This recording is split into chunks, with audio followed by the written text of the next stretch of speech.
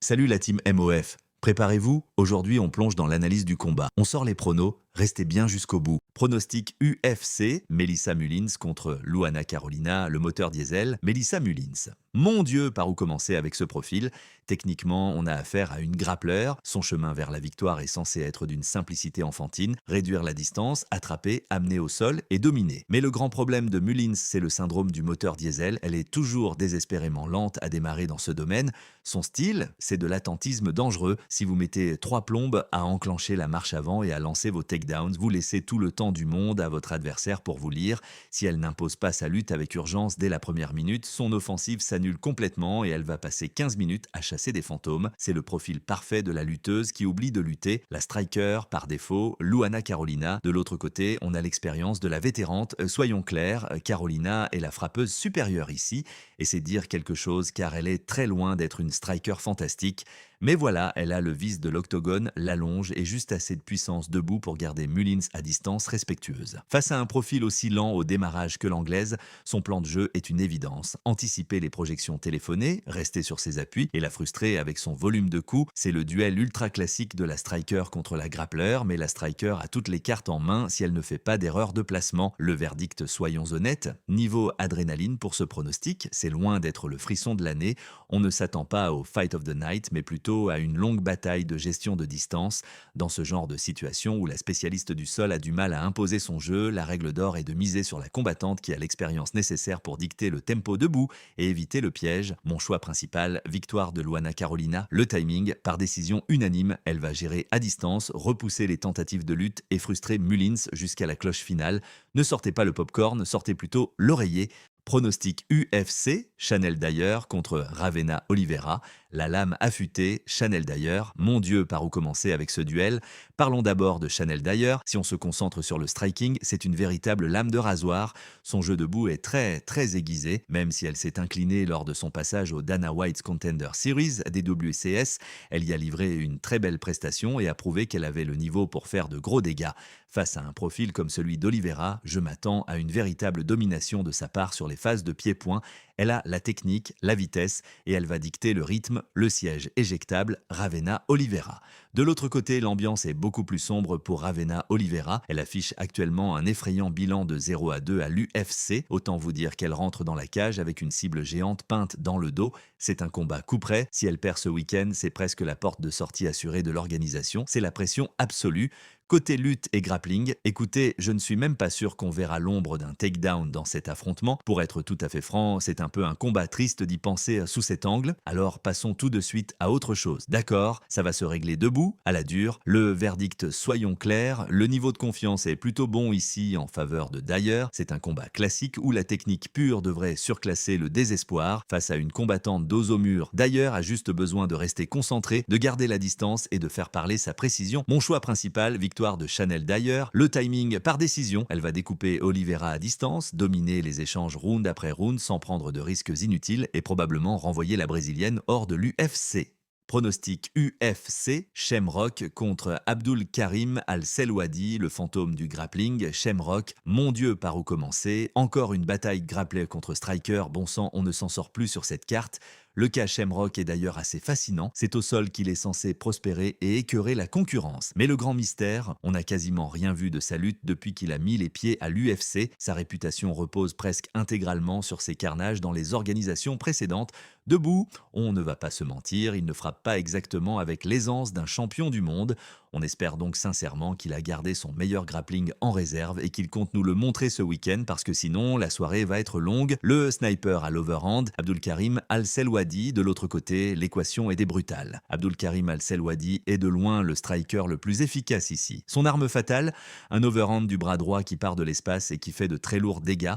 Face à un spécialiste du sol comme Shamrock, qui n'est pas réputé pour ses esquives magiques debout, le plan est limpide. Je m'attends à ce qu'Al-Selwadi déclenche cette bombe droite et trouve la cible de manière assez terrifiante. S'il connecte proprement avant que le combat n'aille au tapis, la lumière va s'éteindre d'un coup. Le verdict, soyons clairs, niveau pronostic, c'est le combat à double tranchant par excellence, une véritable roulette russe stylistique. Soit le spécialiste du sol réussit enfin à exporter son talent dans l'octogone, soit le striker, lui, arrache la tête sur une erreur de placement. Mon choix principal, c'est un duel aux deux visages.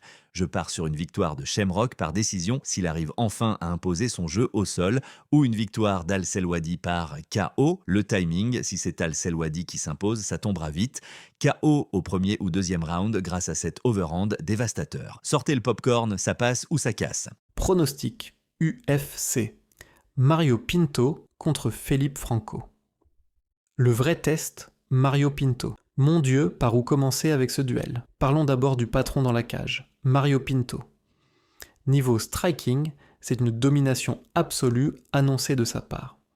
Et franchement, ça ne devrait surprendre personne. En fait, la seule chose qui me surprend vraiment aujourd'hui, c'est que Pinto ne soit pas un favori encore plus monumental chez les bookmakers. L'écraseur de canettes, Felipe Franco. Pourquoi je dis ça? Parce que son adversaire, Felipe Franco, est la définition littérale d'un écraseur de canettes, un can crusher pour les intimes.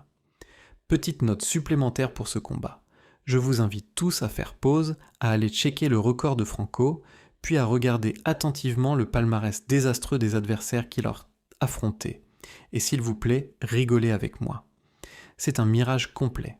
Face à un vrai client comme Pinto, la fraude va être exposée. Pitié, pas de grappling. Côté lutte et grappling, Pinto a montré de très belles choses lors de sa dernière sortie. Techniquement, il a largement le niveau pour ramener ce style ce week-end et l'étouffer au sol. Mais entre nous, j'espère sincèrement qu'il ne le fera pas. Je veux voir un KO rapide et foudroyant pour qu'on puisse passer rapidement à la suite de cette carte. Pas le temps de s'éterniser sur le tapis avec ce genre de profil. Le verdict, soyons clairs, niveau de confiance pour ce pronostic, énorme.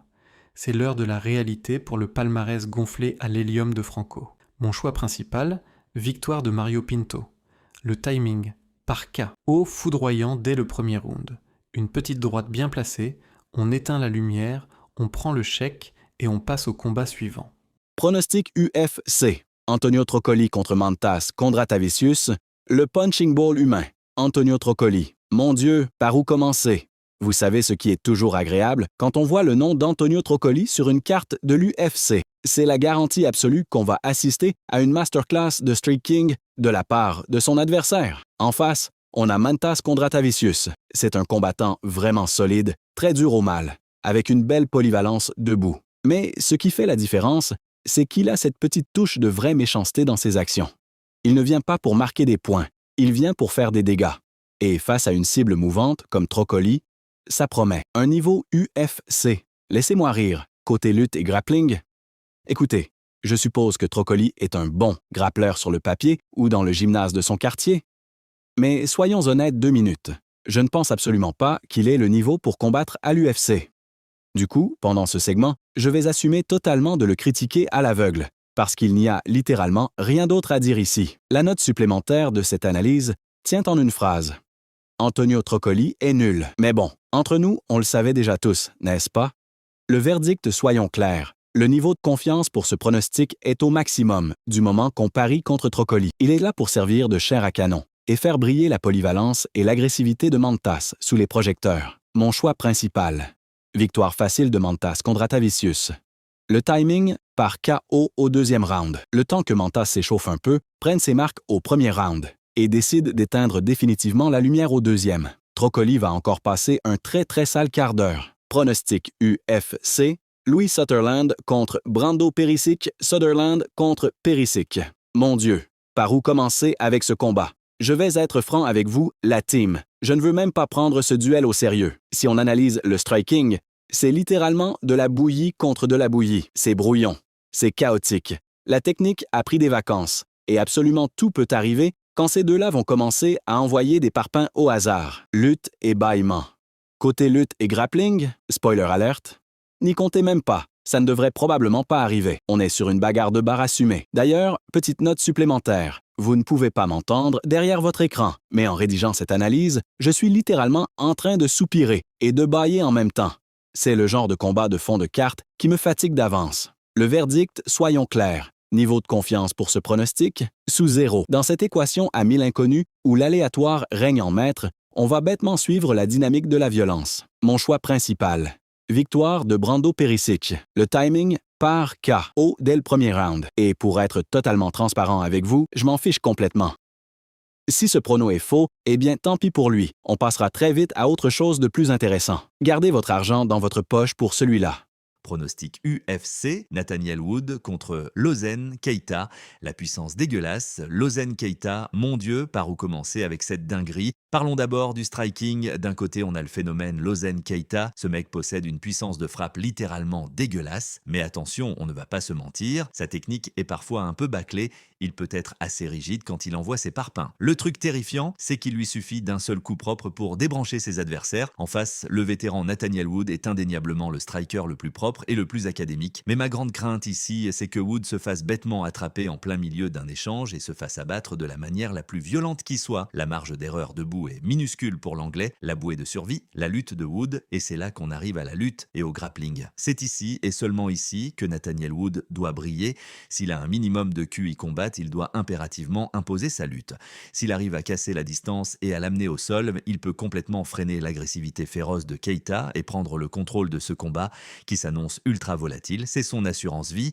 L'arrivée d'un phénomène, petite note supplémentaire sur ce choc, je suis de très près la montée en puissance de Keita depuis un bon bout de temps maintenant. Je suis vraiment intrigué par ses débuts dans l'octogone et je vais vous faire une confidence. Je prends le pari du nouvel arrivant face au vétéran établi. Je sais que ça peut paraître étrange, mais Keita est juste quelque chose de spécial, un vrai profil frisson. Le verdict, soyons clairs, niveau pronostic, c'est le combat à double tranchant par excellence, une opposition de style explosive où tout peut basculer en un dixième de seconde. Mon choix principal, c'est une double issue stylistique. Je pars sur une victoire fracassante de Lozen Keita par KO ou une masterclass tactique de Nathaniel Wood s'il gère parfaitement sa lutte jusqu'à la décision. Le timing, si la foudre de Keita frappe, je la vois bien atterrir au deuxième round. Si Wood fait le métier intelligemment, ça ira au bout des points. Sortez le popcorn, ça va secouer. Pronostic UFC, Mason Jones contre Axel Sola.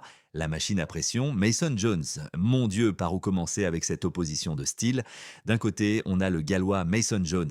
Son striking repose sur un principe très simple, la marche avant constante et un volume d'activité étouffant. C'est un vrai rouleau compresseur, il avance pour vous briser à l'usure. Mais attention, en face, on a le français Axel Sola. Et croyez-moi, Sola a exactement les armes pour renverser cette dynamique en un clin d'œil. Pourquoi? Parce que son striking est ridiculement puissant. Face à un gars qui vous fonce dessus en permanence, il suffit d'une seule rafale bien sentie et précise du français pour le stopper net et éteindre la lumière. Le maître des tapis, mais là où l'équation se complique sérieusement pour le clan français, c'est au niveau de la lutte et du grappling. C'est l'ADN pur de Mason Jones. Pour être tout à fait franc, je le considère comme l'un des meilleurs grappleurs de tout le Royaume-Uni et ce week-end, son plan de jeu est une évidence.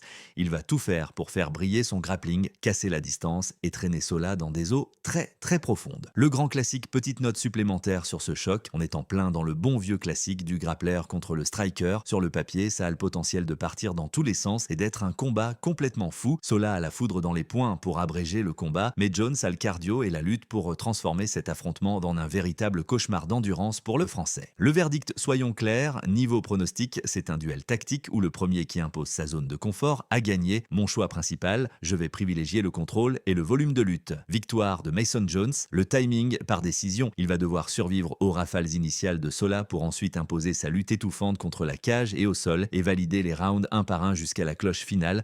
Pronostic UFC, Curtis Campbell contre Danny Silva. Le facteur KO, Curtis Campbell. On passe à une véritable petite énigme sur cette carte. Si on regarde le striking, et on ne va pas se mentir, on a affaire à deux frappeurs plutôt décents, sans être des tueurs à gages absolus. Mais s'il y a bien une chose qui fait pencher la balance debout, c'est le facteur KO et l'imprévisibilité totale de Curtis Campbell. Il a ce petit grain de folie, ce côté non académique qui est tout à fait capable de surprendre Danny Silva au moment où il s'y attend le moins.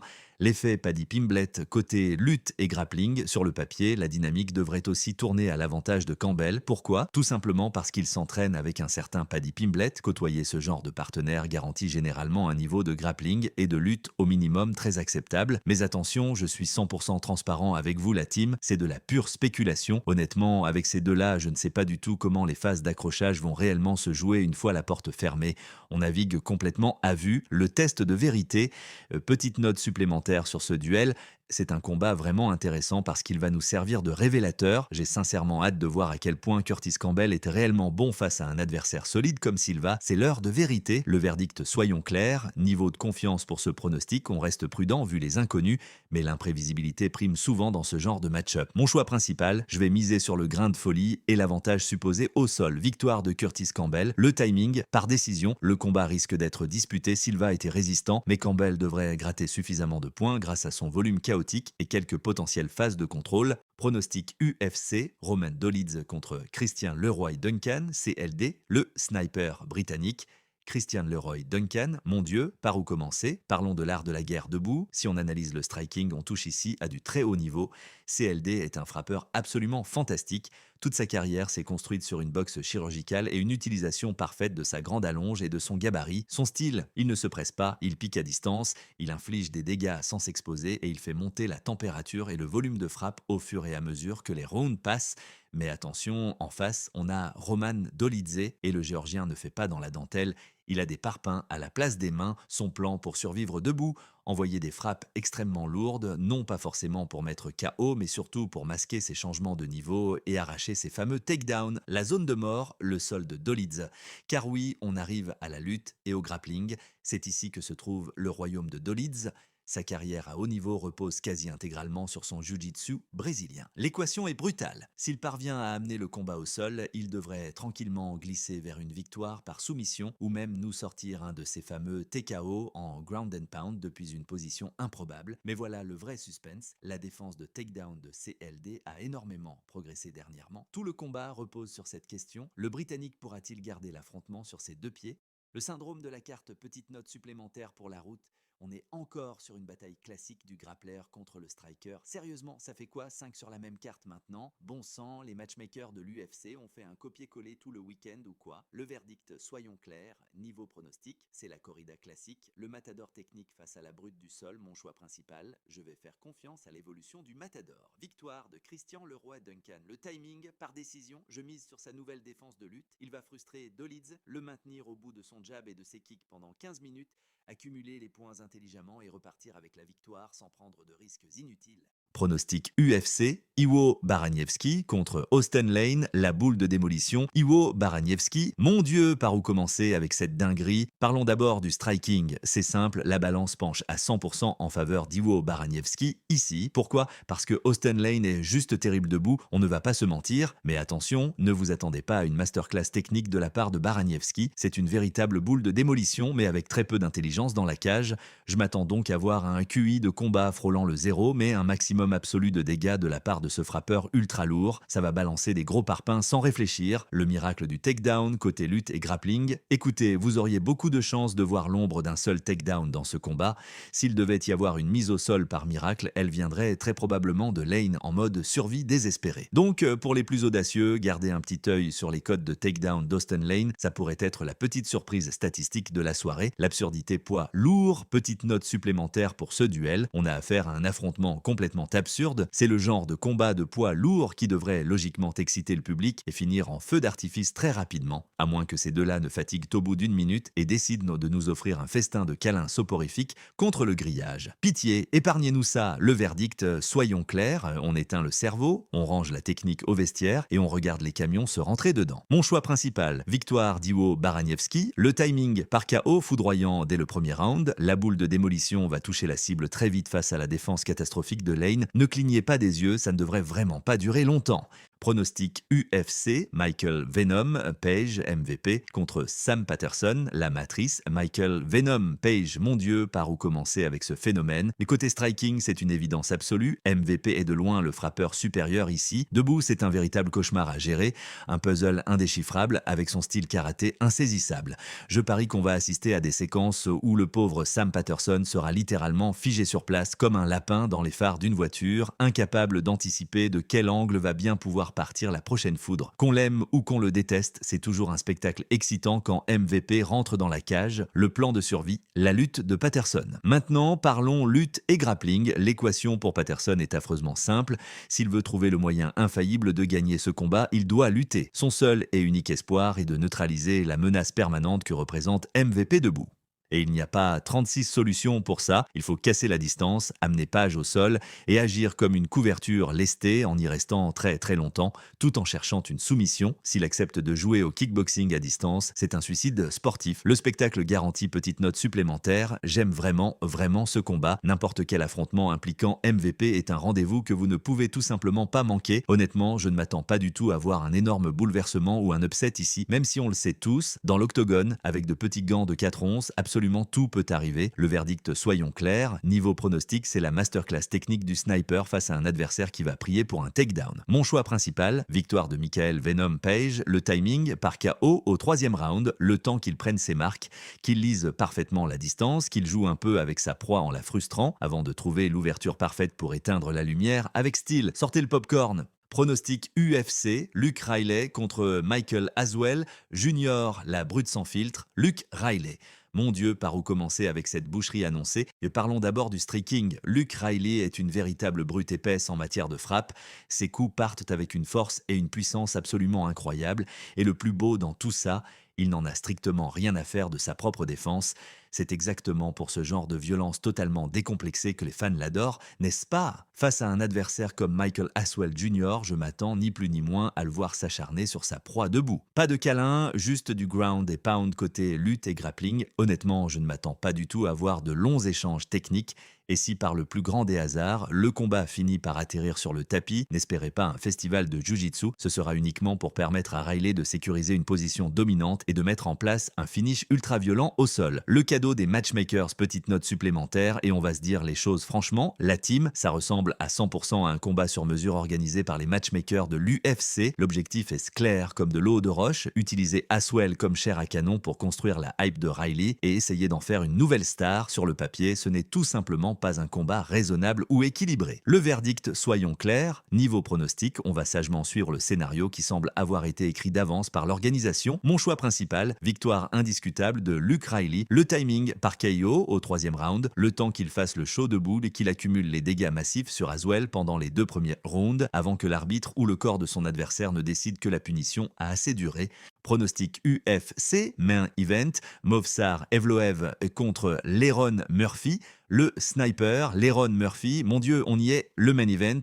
Parlons d'abord du striking, c'est le royaume absolu de Lerone Murphy. Son plan de survie tient en une phrase, il doit garder ce combat debout à tout prix. Sa zone de confort, c'est la distance de kickboxing, là où il peut opérer avec précision. Mais attention, même à très courte distance, le mec reste mortel. Il est tout à fait capable de vous sortir une dinguerie du chapeau, un genou foudroyant plein centre ou un coup de retourné venu de l'espace. Exactement le genre d'arme qu'il a déjà utilisé pour éteindre des lutteurs par le passé. En face, Evloev est un frappeur correct, oui, mais soyons honnêtes, comparé à la fluidité de Murphy, il est à des années-lumière. L'allergène mortel, Movsar Evloev, côté lutte et grappling, la consigne pour l'anglais est vitale. Il doit traiter Evloev comme un allergène mortel. Fuis-le, reste loin de lui et ne le laisse surtout pas poser la moindre main sur toi, parce qu'une fois que le russe vous a agrippé, le cauchemar commence. Il ne lâche jamais sa proie, il utilise son cardio de mutant sans aucun effort, enchaîne les takedowns les uns après les autres et vous noie sous une pression de travailleurs acharnés. C'est l'enfer sur terre, l'énigme à $1 million. Petite note supplémentaire qui pourrait absolument tout changer ce week-end. Je suis extrêmement intrigué par le cardio d'Evloev. Le gars a été gravement malade l'année dernière, ce qui l'a écarté de l'octogone pendant plus d'1 an. La vraie question pour ce combat en 5 rounds, sa maladie a-t-elle laissé des traces sur son endurance légendaire? Si oui, comment son corps va-t-il réagir dans les fameux rounds de championnat et au 4e ou 5e round face à un sniper qui a toujours du feu dans les poings? C'est le grand mystère de la soirée. Le verdict, soyons clairs, niveau pronostic, c'est l'opposition de style ultime en 25 minutes. La foudre du striker contre la colle du grappler. Mon choix principal, c'est un combat à double tranchant. Je dirais une victoire écrasante de Movsar Evloev par décision s'il est à 100% de ses capacités physiques. Ou bien la surprise Lerone Murphy. Le timing, si Murphy trouve la faille face à un Evloev diminué, il peut arracher un KO clinique ou voler la victoire au point en défendant sa vie. C'est le main event, alors installez-vous confortablement, le spectacle promet d'être total. Peu importe le résultat sur le ring, c'est la mentalité qui compte. Merci d'avoir suivi cette analyse. Partage la vidéo à un pote qui kiffe le combat et n'oublie pas, garde la mentality of fighter. Abonne-toi pour ne rien rater des prochains chocs. Ciao la team MOF.